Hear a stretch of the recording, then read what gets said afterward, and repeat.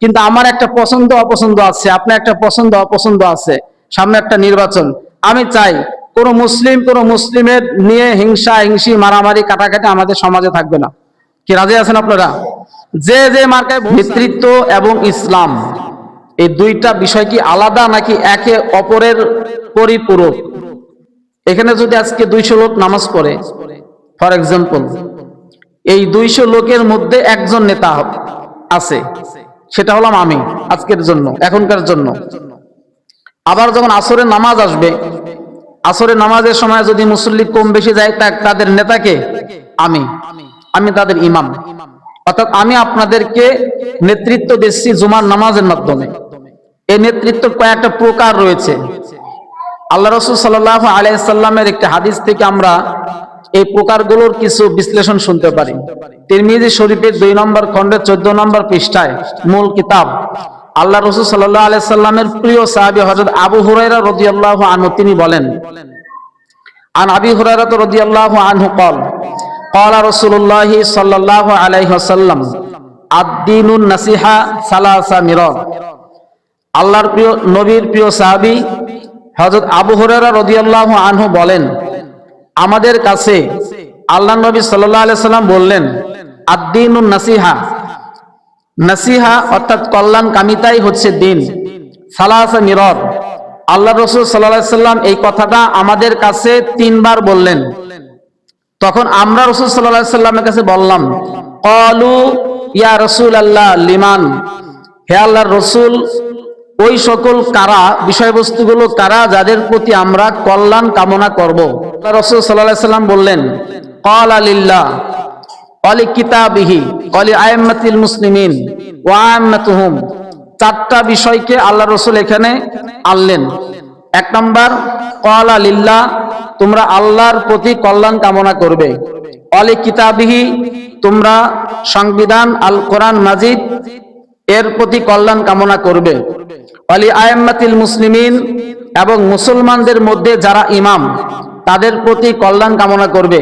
ওয়া আম্মাতুহুম, 4 নম্বর হচ্ছে সমগ্র মানব জাতির জন্য তোমরা কল্যাণ কামনা করবে। যেহেতু এখানে 4টা বিষয় আর আমার বিষয় যেহেতু একটা, সেজন্য হাদিস থেকে আমি একটা পয়েন্ট নিয়ে আসছি, সেটা হচ্ছে ওয়ালি আইম্মাতিল মুসলিমিন। খোলাফায়ে রাশিদিন যে 4 জন, এই 4 জন খোলাফায়ে রাশিদিনের যুগকে বলা হয় ইমামদের মধ্যে নেতা। অথবা কেউ কেউ বললেন আইম্মাতিল মুসলিমিনের ব্যাখ্যা হচ্ছে মসজিদের যারা ইমাম, আইম্মাতিল মাসাজিদ, মসজিদে যারা নেতৃত্ব দান করে, এরা হচ্ছে তোমাদের ইমাম। তাহলে কল্যাণ কামনা কিভাবে করব? আমরা শুধু মুনাজাত করে বলবো যে আল্লাহ অমুকের কল্যাণ দাও, অমুকের টাকা দাও, পয়সা দাও, সুস্থ দাও, জান্নাত দাও, এটা কল্যাণ? এটা না। আল্লাহ রাসূল বললেন কল্যাণ কামনার অর্থ হচ্ছে, ইমাম তিরমিজি রাহমাতুল্লাহ উক্ত হাদিসের ব্যাখ্যায় বলছেন, এই কল্যাণ কামিতার ব্যাখ্যা হচ্ছে খোলাফায়ে রাশিদিন 4 জন, এই 4 জন যে কায়দায় যেভাবে তাদের রাষ্ট্র পরিচালনা এবং তারা 4 জন যেভাবে কোরআন সুন্নাহ প্রতিষ্ঠা করেছে, এইভাবে কোরআন সুন্নাহ প্রতিষ্ঠাকে মেনে নেওয়া এবং প্রতিষ্ঠা করা হচ্ছে আইম্মাতিল মুসলিমিন। অর্থাৎ এই 4 জনের হক আদায় করার নাম হচ্ছে ওয়ালি আইম্মাতিল মুসলিমিন, তাদের দ্বীনুন নাসিহা করা, কল্যাণ কামনা করা।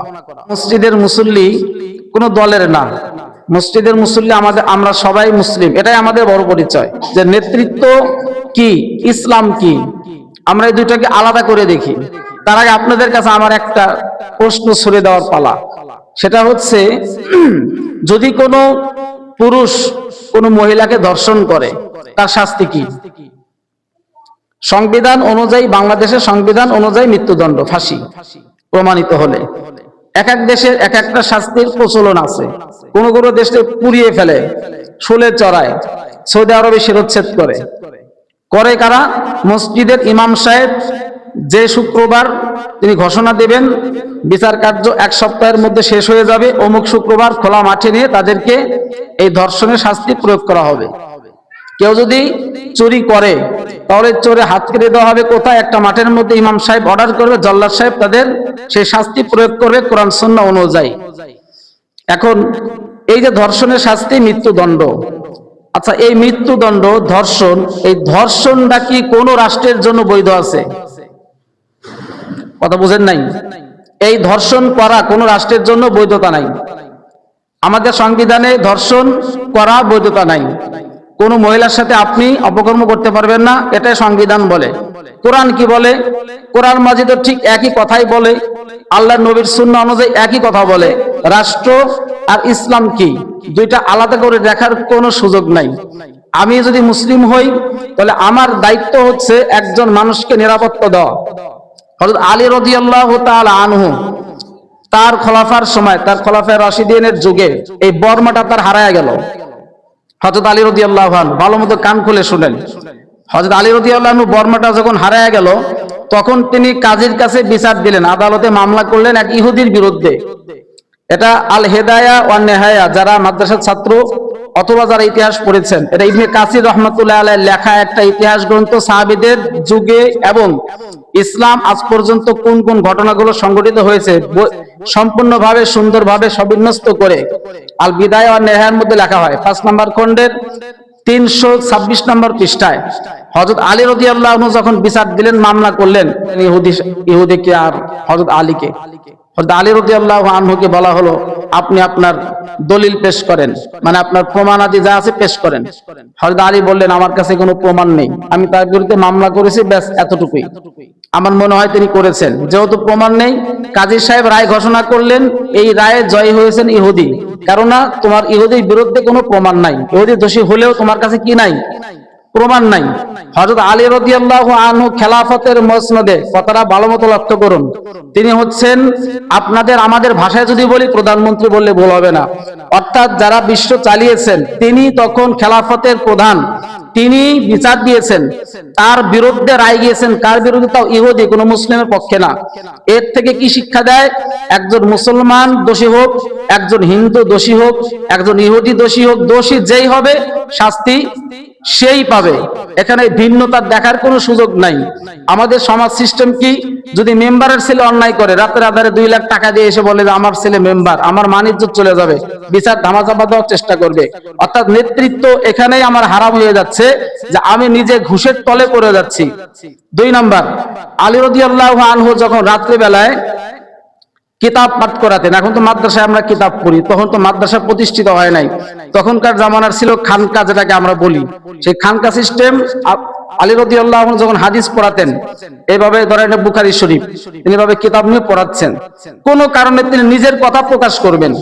মাঝে মধ্যে আমরা বলি না, একটা ঘটনা বলতে নিজের অনেক কথা বলি, কালকে আমার মাহফিল অমুক জায়গায়, কালকে ইন্ডিয়া, তারপরে মালয়েশিয়া, বলি না, এইরকম ধরেন একটা কথা।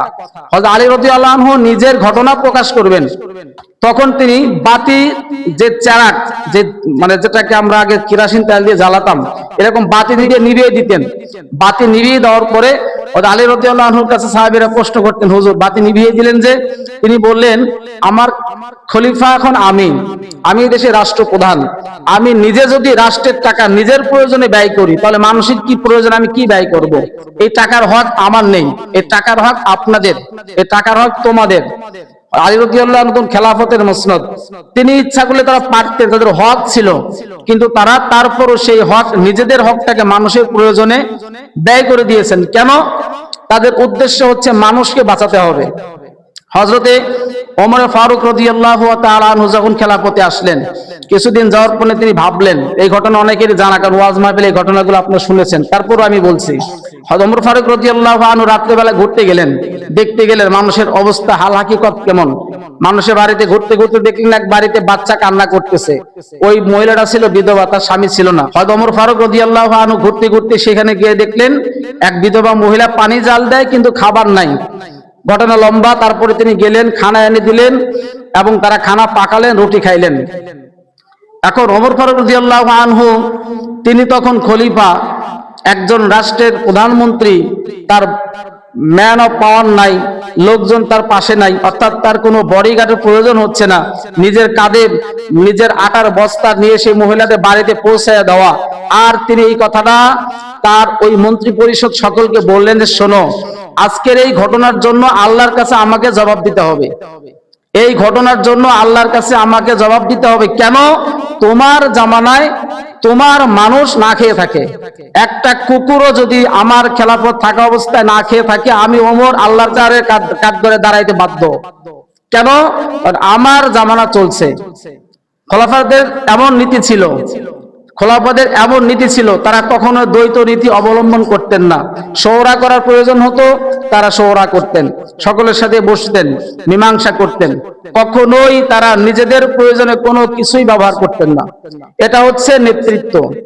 এবং এগুলো বললেই আমাদের অনেকেরই মনে হয় যে হুজুর মনে হয় অমুক দলের পক্ষে বা কিছু কথা বলছেন। এই দায়িত্বটা দলের না, এই দায়িত্বটা কোনো রাষ্ট্রের না, এই দায়িত্বটা সকলের। আল্লাহ রসুল বলেছেন প্রত্যেকটা মানুষ তার পরিবারের একজন আছে, সে হলো তার পরিবারের প্রধান। আমার পরিবারের একজন প্রধান থাকে, সে আমার মুরব্বী, তার দায়িত্ব হচ্ছে আমার পরিবারকে কন্ট্রোল করা। পরিবারের থেকে একটা সমাজ, সমাজের সকলের মধ্যে একজন মাতবার থাকে বা মেম্বার থাকে বা চেয়ারম্যান থাকে, তাদের দায়িত্ব হচ্ছে ওই পুরো ইউনিয়নটাকে কনভার্ট করা। প্রত্যেকটা মানুষের একটা দায়িত্ব দিয়ে আল্লাহ তাকে পাঠিয়েছেন। এখানে কোনো সুযোগ নাই বলার, আপনি এখান থেকে পিছপা হতে পারবেন না।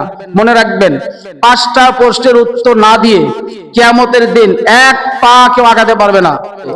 আপনার আব্বা যদি আপনার হক নষ্ট করে, সেই হকের দায়িত্ব আল্লাহ আপনার আব্বাকে ধরবে। আমি যদি আমার সন্তানের হক নষ্ট করি, আল্লাহ আমাকে ধরবে। কারণ এই সন্তান আমার না, এই সন্তানটা আমার আল্লাহ আমাকে দিয়েছে। শুধুমাত্র আমার দায়িত্ব এই দুনিয়ার মধ্যে তাকে দায়িত্ববোধ শিখানো, এই সন্তানটাকে শুধু কোরআন সুন্নাহ শিখানো, এতটুকু দায়িত্ব আমার। এই সন্তানকে আমার না, সন্তানের জন্মদাতা আমি হতে পারি, সন্তানের বাবা আমি হতে পারি, কিন্তু সন্তান চলবে আল্লাহ আল্লাহ রসুলের কথা। কথা বুঝতে পারছেন? প্রত্যেকটা বিষয়, প্রত্যেকটা পয়েন্টের নেতৃত্বের জায়গায় শুধু কোরআন এবং সুন্নাহ আপনাকে মেলাতে হবে। এজন্য এটা কোনো দলের উপর আসে নাই, কোনো ব্যক্তির উপর আসে নাই। এটা এসেছে এমন জাতির, মানব জাতির ভাগ্য পরিবর্তনের জন্য। আল কোরআনের এমন কোনো বাণী নাই কেউ বলতে পারবে যে হুজুর আপনি যে কথাগুলো বলছেন এই কথাগুলো বাদ দিয়ে অন্য কথাগুলো বলেন, তাহলে আপনি মনে করবেন যে আপনি কাফের হয়ে গেছেন। যদি কেউ মনে করেন হুজুর আপনার এই কথাগুলো বাদ দিয়ে আপনি অন্য কথাগুলো বলেন, তার মানে আমার সব কথাই ভালো লাগতেছিল কিন্তু এই কথাটা ভালো লাগে না। কারণ আমার মনের সাথে আমরা কোরআন মেলাতে চাই, আমরা আমাদের নিজের মতো করে কোরআন হাদিস মেলাতে চাই। আর আল্লাহ আল্লাহ রসুলের হাদিস আর আল্লাহর দেওয়া কোরআন নিজের ব্যক্তিগত ভাবে চলবে না, আপনাকে তার মতো চলতে হবে। আপনি চলতে পারেন নাই, আপনার ব্যর্থতা। মনে রাখতে হবে যে আপনাকে তার মতোই চলতে হবে, এটাই ঠিক। এর বাইরে কোনো গন্তব্য আপনি ঠিক করতে পারবেন না। এজন্য সম্মানিত উপস্থিতি, নেতৃত্ব এবং ইসলাম দুইটা জিনিস একে অপরের সাথে পরিপূরক। আচ্ছা, মিথ্যা কথা বলা হারাম না হালাল, কে বলবে দেখি? মিথ্যা কথা বলা হারাম না হালাল? হারাম। রাষ্ট্রে জায়েজ। মুখস্থ করতে হবে, ওয়াজ একবারে মাথার মধ্যে আজকে ঢুকে যেতে হবে। আমি এই কথাটা মাঝে মধ্যে বলি যে হুজুর আপনার কথা নাই 200 লোক শুনছে, না 100 লোক, এতে কি হবে? ভারতে নরেন্দ্র মোদীর বাপ আর তারা ছিল হলো চা বিক্রেতা, চা রাস্তার পাশে বসতে চা বিক্রি করতো, সে এখন সারা বিশ্বের একজন প্রেসিডেন্টের মধ্যে একজন। কথা বুঝতে পারছেন? আপনার মধ্যে, আমাদের এলাকায় কি এমন লোক ছিল না 2 বেলা ভাত পাইতো না, এখন তারা কোটিপতি। অনেকেই কোটিপতি ছিল, এখন তাদের হাতে ভিক্ষার ঝুলি আছে না নাই? তো আপনাদের মধ্যেই তো আগামী নেতৃত্ব প্রতিষ্ঠিত হবে, আপনাদের হাতেই ইসলাম নিরাপদ যদি আপনি সেই কোরআন হাদিস অনুযায়ী চলেন। এজন্য আপনাদের ওয়াজ মুখস্থ করে যেতে হবে এখান থেকে। মিথ্যা বলা কোরআন হাদিস দ্বারা নিষিদ্ধ এবং কবিরা গুনার একটা। তাহলে মিথ্যা বলা যেহেতু হাদিসে নিষেধ, কোরআনে নিষেধ, রাষ্ট্রেও নিষেধ। মানুষ হত্যা করা কোরআন হাদিসে হারাম, রাষ্ট্রে জায়েজ, ঠিক না? রাষ্ট্রেও হারাম। তাহলে ইসলাম আর নেতৃত্ব একে অপরের সাথে পরিপূরক, আলাদা করে দেখার কোনো সুযোগ নাই। কিন্তু হ্যাঁ, হত্যার বিচার হয়তো বা হচ্ছে না, মিথ্যার বিচার হয়তো বা হচ্ছে না, এটাও হওয়া লাগবে। এটা হচ্ছে বিধান, হওয়া লাগবে, এটা হচ্ছে নেতৃত্ব। এখন কে করবে? আমাকে করতে হবে, আপনাকে করতে হবে। কিসের মাধ্যমে করতে হবে? কোরআন এবং সুন্নাহর মাধ্যমে করতে হবে। এর বাইরে যাওয়ার মতো কোনো সুযোগ আমাদের নাই। মহান আল্লাহ তাআলা সূরা নিসার মধ্যে এজন্য বলছেন, ইন্নাল্লাহা ইয়া'মুরুকুম আন তুআদ্দুল আমানাতি ইলা আহলিহা। আল্লাহ রাব্বুল আলামিন এখানে অর্ডার করছেন, ইন্নাল্লাহা ইয়া'মুরুকুম। আল্লাহ রাসূল বলেন, এই তোমরা তো শোনো, ভালো করে শোনো। আল্লাহ রাসূল বলছেন, ইন্নাল্লাহা ইয়া'মুরুকুম, আল্লাহ নিশ্চয়ই, ইন্না আন্না কান্না লাকিন্না লাইতা লা আল্লাহ। হরফে মুসাব্বাবিল ফিল ইসলামে 6টা। এই 6টা শব্দ যদি কোনো বাক্যের প্রথমে আসে তাহলে ওইটা করতেই হবে, করতেই হবে, করতেই হবে। এটা হলো ফরজ। ইন্না, আন্না, কান্না, লাকিন্না, লাইতা, আল্লাহ, এই 6টা শব্দের মধ্যে একটা হচ্ছে ইন্না। আল্লাহ বলছেন, আল্লাহ রাসূল বলতেছেন, আল্লাহর বাণী, ইন্নাল্লাহা ইয়া'মুরুকুম, আল্লাহ তোমাদেরকে আদেশ করতেছেন, জমিরের সিগা, আন তুআদ্দুল আমানাতি ইলা আহলিহা, তোমাদের মধ্যে যারা তোমাদের নিকটস্থ আছে তাদের নিকট আমানত সমূহ পৌঁছে দাও। কি পৌঁছে দাও? এটা সূরা নিসার 58 নম্বর আয়াত। তোমাদের নিকটস্থ যে আছে, নিকটস্থ কে আছে?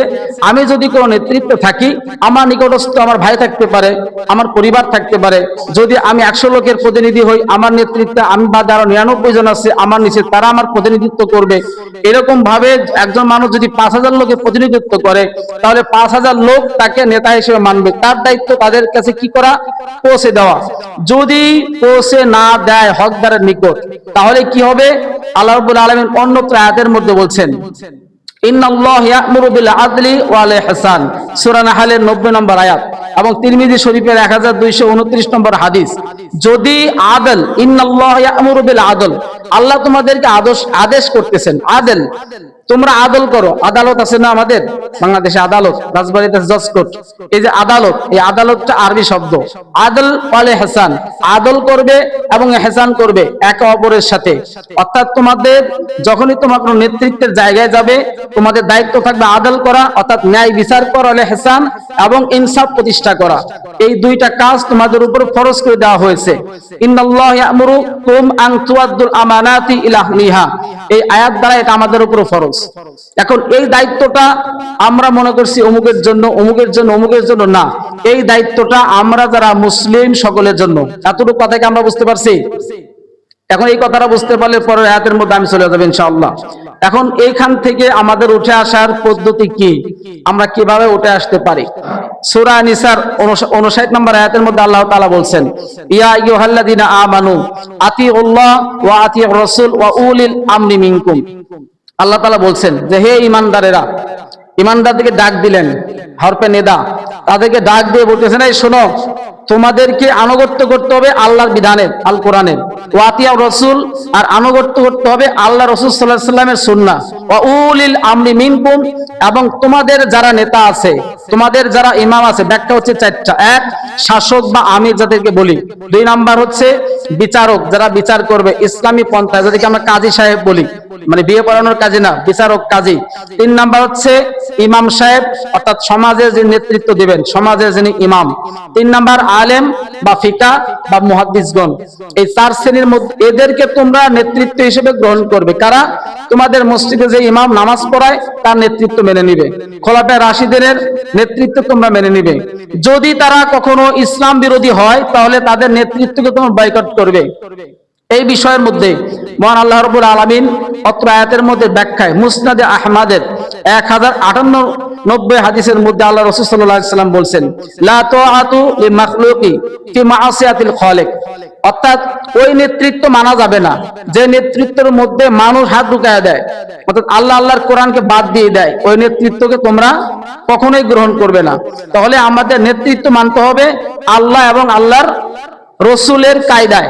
বলেন, আল্লাহ এবং আল্লাহর রসুলের কায়দায়। এর বাইরে কোনো নেতৃত্ব আমরা মানি না এবং মানতেও চাই না। যে যে দল করেন আপনি করেন, আমার তো দলের বিরুদ্ধে বা দলের পক্ষে কোনো বয়ান না।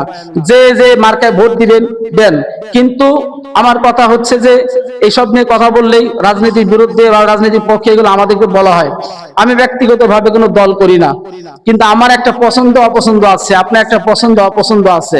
সামনে একটা নির্বাচন, আমি চাই কোন মুসলিমের নিয়ে হিংসা হিংসি মারামারি কাটাকাটি আমাদের সমাজে থাকবে না।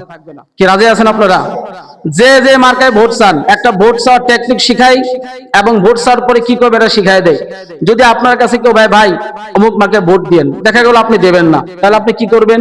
বলবেন যে ভাই আমি তো অমুক দল করি বা অমুককে দেব। তাহলে যে চাইছে তার দায়িত্ব আছে ভাই, দোয়া করি যে আসুক যেন আমাদের বাংলাদেশটা কোরআন এবং সুন্নাহ অনুযায়ী এবং সঠিক পন্থায় সুন্দর মতো চালাই, দোয়া করি। আপনিও আমার জন্য দোয়া করেন, ব্যাস, তাহলে নারাজ ঝগড়া থাকবে। এখন আপনার কাছে আমি বললাম ভাই অমুক জায়গায় ভোট দিয়েন, আর আপনি বললেন এই বেটা অমুক দল এটা অমুক দল, আমি বললাম এটা ওটা, তাহলে কি হলো? কথা বুঝতেছেন না? ফিকশন আছে না নাই? নারায় লেগে যাবে। খুতবা মানে হচ্ছে প্রাসঙ্গিক বিষয়ে ভাষণ। এই বিষয়ে কথা না বলে আমি সুন্নাহ বিরোধী হয়ে যাব, রসুলের তরিকার বাইরে চলে যাব। এজন্য আমি তরিকা মেনটেন করতেছি। বর্তমানে এটা একটা প্রেক্ষাপট বিষয়, অনেক জায়গায় এটা নিয়ে নারায় ঝগড়া কাটাকাটি ফাটাফাটি মারামারি চলতেছে। আমি চাই এই ছোট নূরপুর পূর্বপাড়া, আমার নেতৃত্বে আপনারা 200-300 লোক আছেন, 1 থেকে 150 ঘর আছেন, এই লোকগুলো আমার দায়িত্বে। আমার দায়িত্ব আপনাদের মাঝে ফাটল ধরানো নাকি ফাটল বন্ধ করা, বুঝেন নাই কথা? আমার দায়িত্ব আপনাদের ফাটল ধরানো নাকি ফাটল বন্ধ করা। এখন আপনি যে দল করবেন, করার অধিকার আপনাকে এই দেশে গণতন্ত্র দিয়েছে, ব্যক্তিগতভাবে যে যেটা করেন করেন, কিন্তু আমার কথা হচ্ছে আপনারা নারাই করবেন না এবং একে অপরের প্রতি বিদ্বেষ দোষারোপ করবেন না। কতই ভালো হতো যদি এটা থাকতো যে ভাই অমুক লোকটা বারে কত সুন্দর 5 ওয়াক্ত নামাজ পড়ে, যদি আমিও পারতাম। ওই লোকটা কত সুন্দর আছে, ফজরের নামাজ পড়ে বের হয়েছে, যদি আমি এটা করতে পারতাম, কি কত ভালো হতো না এরকম? যদি আমরা একে অপরের ভালোটা বলতাম, তাহলে আমাদের সমাজে নারায় থাকতো। আমরা শুধু গীবত করি, ওইটা এটা এটা একটা। এখন মোল্লারাও গীবত জায়েজ করে নিছে এক প্রকারের, এই মোল্লা ওই মোল্লা, ওই মোল্লা এই মোল্লা। মানে আপনারা কোন মোল্লার পক্ষে যাবেন? এই মোল্লার দিক দিয়ে আমরা পড়ছি বিপদে। হুজুর আপনারা কিছু করেন না, কিছু বলেনও না। আসলেই গীবত তো হারাম, এটা তার কোনো সন্দেহ নাই। এবং আপন ভাইয়ের রক্ত পান করানো হবে কিয়ামতের দিন, রক্ত পুষ পান করানো হবে গীবতকারীদের, এটা তো কোনো সন্দেহ নাই। তাহলে